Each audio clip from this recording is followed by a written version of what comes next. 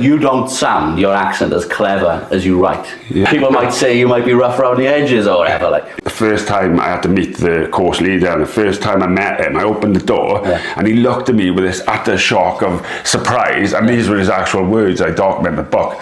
What is someone like you doing in Cardiff University? Like, so like I keep saying but to people all the time. I still work, you know, and I'm like, oh, open the door someone, and they say thanks. I'm like, oh, no problem, bat. And I'm like, just call the professor. Masculinity now is just a massive topic. Figures like Andrew Tate, you got like the Jordan Petersons of the world, countless debates on YouTube all the time about masculinity. The Netflix show Adolescence. So, you know, all these ideas of being traditional and being a tough man and rejecting education, well, we're living in a world where you can't do these things anymore. You know, they're not acceptable. Or these boys need to get tougher, they need to man up.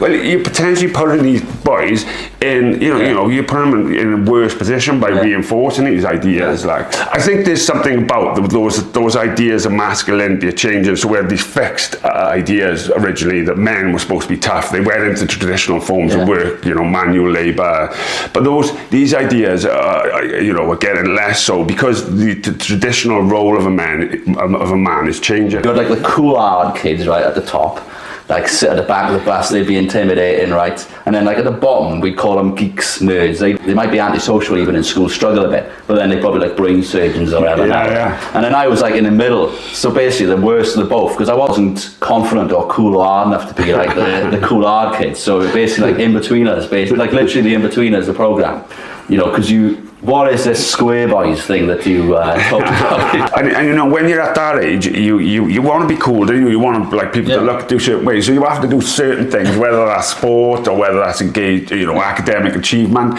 And I guess my avenue was, and for similar to other young men in that community, was taking drugs. It was getting into, you know, antisocial behaviour. You know, and it was just like, well, I can't be good at education. I can't, you know, I'm no good at sport. So, you know, maybe I could be a square boy. So I was like a square boy wannabe, like, do you know what I mean? Like.